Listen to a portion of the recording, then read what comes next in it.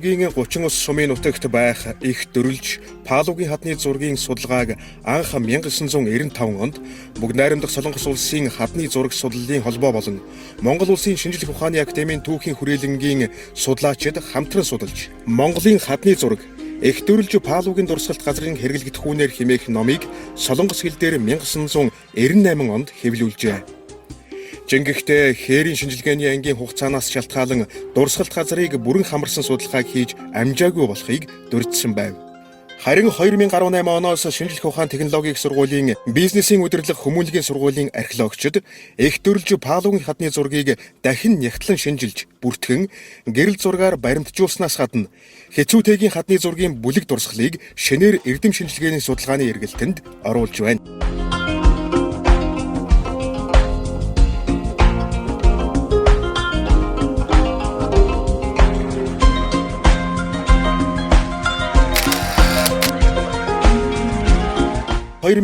оноос шинжлэх ухаан технологийн сургуулийн бизнесийн удирдлага хүмүүнлэгийн сургуулийн археологчид өөрсдийн зүгээс судалгааг уг бүс нутагт хийж байсан бөгөөд 2019 онд судлаачид их дөрвөлжийн дурсгалт 2020 онд Палу болон хэцүүтэйгийн дурсгал газруудад хээрийн судалгааг хийж хадны зургуудыг бүртгэн баримтжуулалтын ажлыг хийж уг судалгааны бүхэл хэрэглэгдэх хүнийг хамруулсан эрдэм шинжилгээний энэхүү цомгийг хэвлүүлж буйна энд болно.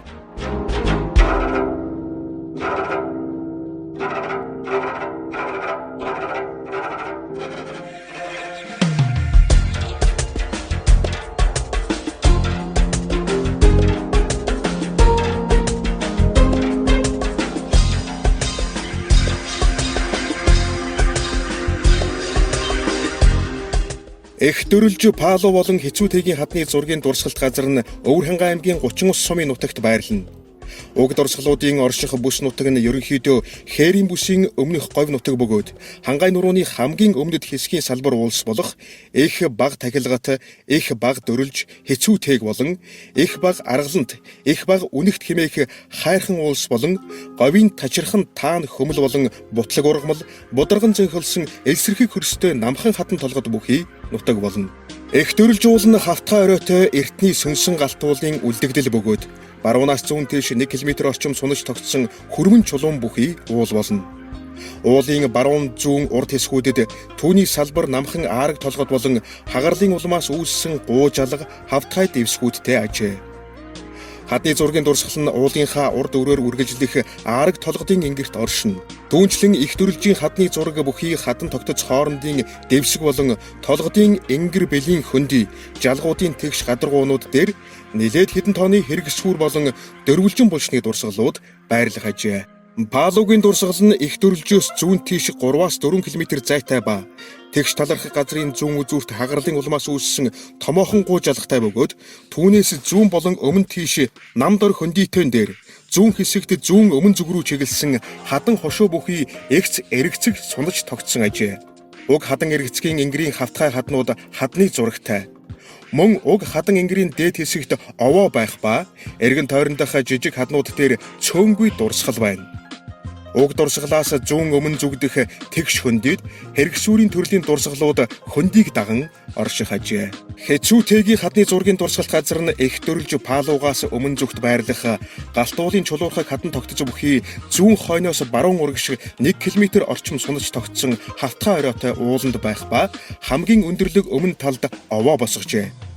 Хадны зургууд нь хэцүүтэйг уулын хойд, өмнөд болон баруун, зүүн тал руу тэгш талархах хөндий рүү чиглэсэн намхан хадан толгодын хаднууд дээр нэлээд таруу байрлалтай байх ба ихэнх дурсгал нь уулын баруун талаар байна.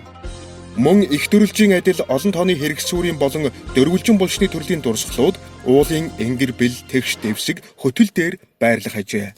Их дөрвөлж Палу хэцүүтэйгийн хадны зургууд нь дүрсэлсэн арга барилын хувьд хадыг хонхойлон цоолборлож сийлсэн сийлмэл зургийн үндсэн төрөлд хамаарах бөгөөд ингэхдээ тухайн дүрслэлийг бүх талбайгаар нь хонхойлон цоолборлож сийлэх болон тухайн амьтны гадаад бие тэгийн дагуу хөвөөлөн цохиж сийлэх гэсэн хоёр үндсэн аргаар дүрсэлжээ.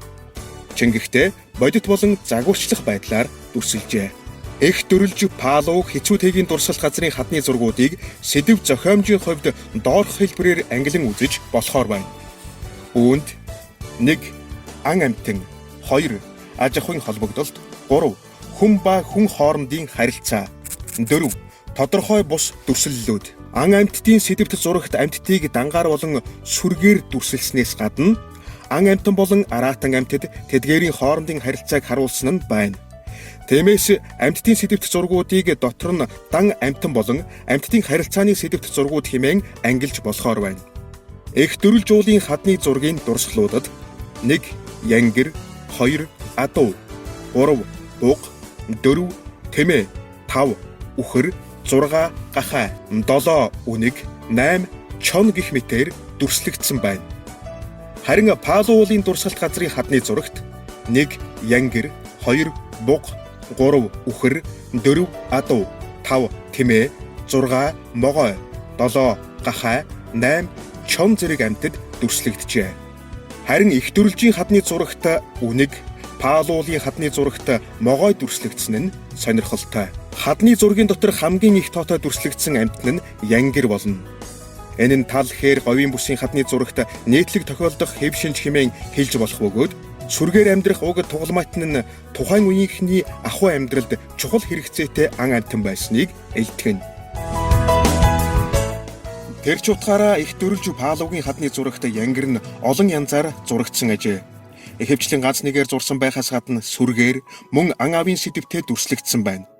Түүнчлэн янгирыг араатан амьтдын хамт тэдгээрийн хоорондын тэмцлийг илэрхийлсэн байдлаарч зурсан байх ажээ. Их дөрвөл жуулын дурсгалт газарт нийт 185 гаруй газарт янгирийн дүрслэл байсан бол Палу уулын хадны зурагт 101 газарт янгирийн дүрслэл тохиолдоно. Янгирыг сүргээр нь зургатаа ихэнх тохиолдолд хандсан зүг нь нэг чигтээ дүрслэгдсэн нь ажиглагдана. Дүрслийн гол арга нь янгирийн их биеийг нарийн шулуун зураасаар гаргах бөгөөд ерөнхий схемчилсэн байдлаар их бие хөл зэргийг харуулснаас гадна их бие хүзүү толгой хөлийг уран тодор бодит дүрслэлээрч илэрхийлсэн байх ажээ. Ингэхдээ ихэнх тохиолдолд бүтэн биеэр нь цоолборлон сэл харгыг ашигласан байна. Зарим цөөн тохиолдолд их биеийн гадаад тэгийг хөвөөлөн сэлсэн байна. Янгирийн хөлийг хажуунаас нь 2 хөлтэй, мөн 4 хөлтөөгөөр дүрслэн харуулах бөгөөд цөөн тохиолдолд 3 хөлтэй дүрсэлжээ. 4 хөлтөөгөөр дүрслэхдээ ихэвчлэн шулуун зураасаар уйлдсан байна. Түүнчлэн зарим янгирт эр хүйсийг онцгойлон тэмдэглэж харуулсан байх ба үржлийн бэлэгдлийг илэрхийлсэн зурагч байна. Янгирийн дүрслийн онцгой гол шинж болох эврийг олон янзаар дүрслэн харуулсан байна. Тухайлбал хажуугаас нь харсан байдлаар нумарсан нэг болон хос эвэртэй. Мөн цөөн зураг урагшаа тахиралдсан эвэр, хоошоогоо цагиргалан тойрог үүсгэсэн зэрэг болно. Хамгийн түгээмэл хэлбэр нь хоош урт нумарсан нэг болон хос эвэртэй дүрслэл бөгөөд энэ нь дотроо их бие сүүлнээс илүү гарсан урт сүүл хондлоотой нийлсэн 2 янз байна. Мөн аргалын эвэрт дөхөхүйцээ нумарсан данхар том эвэртэй дүрслэл цөөнгүй байна. Тэдгээрийн үе товгорыг тодоор дүрсэлсэн нь содон байна. Бугын дүрслэл их дөрвөлжийн хадны зурагт 17 газарт, Палугийн хадны зурагт 18 газарт байх бөгөөд дангаараа болон хид хидээрээ байхаас гадна өөр бусад амьтдын хамт дүрслэгджээ. Бугын эврийг буган хөшөөний дүрслэлтэй адил байдлаар загварчилсан, мөн мөчөртэй мод мэт мөчөрлсөн гэсэн 2 үндсэн аргаар дүрсэлсэн байна. Мөн нэг зурагт эврийн ерөнхий хэлбэр нь хандгайтай төстэй дүрслэл байна. Үхрийн дүрслэл их дөрвөлжийн хадны зурагт 4 газарт 5 үхэр дүрслэгджээ. Тэдгээрийн нэг нь ан агнуурын сэдвт холбогдох бүлэг зурагт дүрслэгдсэн бол дангаараа дүрслэгдсэн 2 тохиолдол 2 тооны үхэр хамт зурагдсан 2 зураг байна. Харин Палугийн хадны зурагт харьцангуй олон 22 газарт дангаараа болон хид хидээр дүрслэгджээ. Адууны дүрслэл их дөрвөлжид 45 газарт, Палууд 61 газарт дүрслэгдсэн байна. Дангаар болон сүргээр мөн морь унсан хүн, тэрэгт хөлөлсөн, түүнчлэн морь хөтөлсөн болон гурваар нь хооронд нь холбосон зэргээр дүрсэлсэн байна. Мөн хулан дахин шинжтэй адууны дүрслэлж байгаа болно. Тэмээний дүрслэл их дөрвөлжийн дурсгал газарт нийт 4 газарт 9 тэмээ дүрслэгджээ. Нэг хадан дээр 2 тэмээний нэгийг их бие хүзүүг нь шулуун зураасаар гаргаж, 2 хөл болон бүхийг харалдаа байдлаар мөн шулуун хэлбэрээр хамар монхор 2 чихтэйгээр цоолборлон дүрсэлжээ. Харин нөгөө тэмээний их бие бүхийг уран тодорхой дүрслээд хөлийг дотогш өвдгөөр нь нугарсан байдалтай, хүзүүг урагш сунгасан, сүүл хоошоо баг зэрэг нумарсан байдалтай дүрсэлжээ. Мөн өөр нэг хадан дээр тэмээний 3 дүрсийг бүтэн биеэр нь ижилхэн цоолборлож дүрслэн их биеийг хэвлийн хэсгээрээ нарийн хүзүүг уртаар урагш номруулан гаргаж хоёр хөл бүхийг тодорхой дүрсэлжээ. Харин Павловын дурсгалт газарт тэмээний зураг 2 тохиолдов.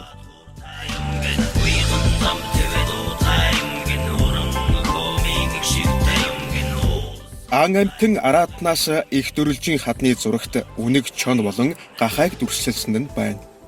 Харин Павловын хадны зурагт чон гахайнаас гадна могой дүрслэгдсэн нь өвөрмөц ажээ. Их дөрвөлжийн хадны дөрвөн зурагт гахайг дөрвөн хөл богино, их бие бахим, цээж сэрвэ өндөр, толгой хоншоор нь газарт ойрцсон байдлаар дүрсэлжээ. Үнийг 2 газарт дүрслэхдээ их бие, хөл богино, харин сүүл урт байдлаар үнэг гэж тодорхой танигдах үйс дүрсэлсэн байна. Харин чоныг янгирлуу дайрч байгаагаар уран сайхан дүрслэхдээ сүүлийг их биеэс хойш чигтээ доош унжуулан үзүүрийн дээш цагиргалуулсан байна. Могойг Павловын хадны зурагт чулууны дээд талын хавтгай дээр 2 үхрийн хамт дүрсэлсэн бөгөөд толгоогоо дээш өргөн хавирга тэлж уушхандаа агаар сорон цээжин хэсгээ юудэн мэт хэлбэртэй болгож буйгаар их биеийг урт тахиралдуулан сүүл хэсгийг нарийсхан дүрсэлжээ. Мөн хадны хажуугийн хавтгай дээр могойг тахиралдуулан дүрсэлсэн нь байна. Хүн болон түүнтэй холбогдох хадны зургууд их дөрвөлжид 38 байна. Хүнийг дангаар болон 2, 3-аар нь дүрсэлсэн. Эдгээр нь ан ав, мал аж ахуй, тэмцэл тулаан мөн нөхөн үржихийн сэдвтэй байна. Мөн Павловын дурсгалтай 24 газарт хүнтэй холбоотой зураг байгаагийн дотор нэгэн зурагт дуулахтай, гартаа бамбай, ташаандаа элдтэй дайчин дүрсэлсэн нь сонирхолтой бөгөөд өөр нэгэн зурагт 2 гараа алдлан дэлгэж хуруугаа сарвайлгсан урт том малгайтай бөө маягийн хүнийг дүрсэлсэн нь байна. Харин хүний үйл ажиллагаа аж ахуйтай холбогдолтой зураг их дөрвөлжийн дурсгалт газарт 16, Павловын дурсгалт газарт 11 тохиолдох ба сэдв зохиомжийн агуулгаар ан агнуурын сэдв мал аж ахуй болон нүүдлийн аж ахуйн холбогдолтой зураг хэмээн ангилж болохоор ажээ.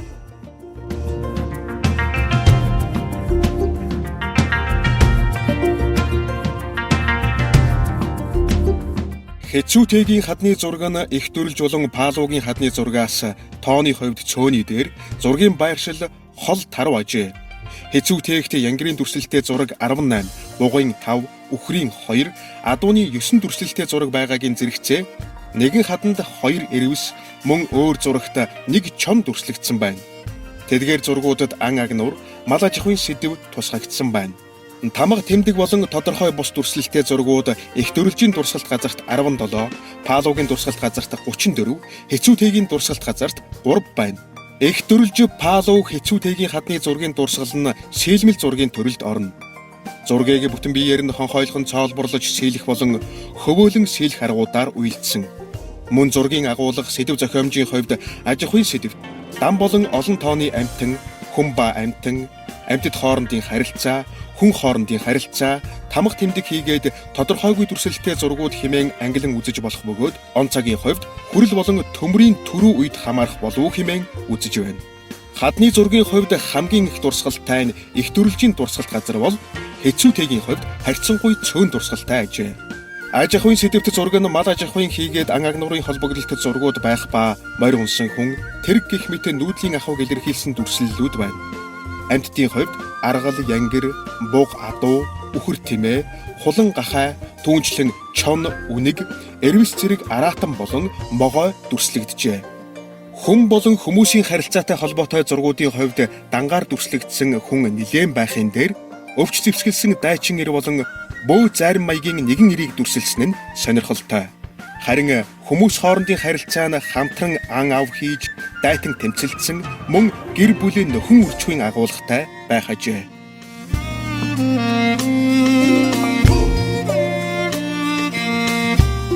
Их дөрвөлж Павлов хэцүүтэйг зэргээс гадна их баг тахилгад, их баг аргаланд, их баг үнэгт зэрэг газруудыг одоогийн байдлаар наривчлан судалсан нь үгүй бөгөөд эдгээр хангаан урууны өмнөд хэсгийн салбар уулс өөр хоорондоо төстэй, орой хэсэг нь тэгш хавтгай, твш мандал маягтай байдаг нь бидний мэдих Өвөр хангаан аймгийн Богд сумын твш уул, Баян хонгор аймгийн Үлзийт сумын Тэг уул зэрэг хадны зураг булш оршуулгын өвөрмөц дурсгал бүхий газруудтай адил төстэй юм.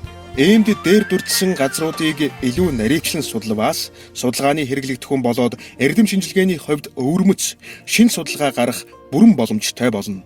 Энэхүү зурагт номонд их дөрвөлжийн дурсгалт газрын 333 хадны зураг, Палаугийн дурсгалт газрын 279 хадны зураг, Хэцүүтэйгийн дурсгалт газрын 42 хадны зураг, нийт 654 хадны зургийн дурсгал хамрагдсан бөгөөд түүжлэн дурсгалт газруудын ерөнхий бүтэц байдлын зураг болон булш хэрэгсүүрийн төрлийн дурсгалын зургуудыг хавсралтаар оруулсан. Цаашид дурсгалт газруудын наривчилсан судалгаагаар зургийн тоо нэмэгдэх бүрэн боломжтой юм а.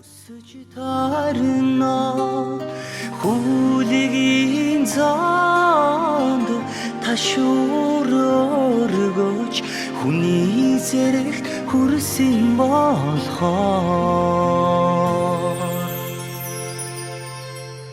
элэгэн халуун говьдоо эхийн хайраар холбоотой ахоо зэхоо алтхан говьны алхамч холдоомгүй унган нутагны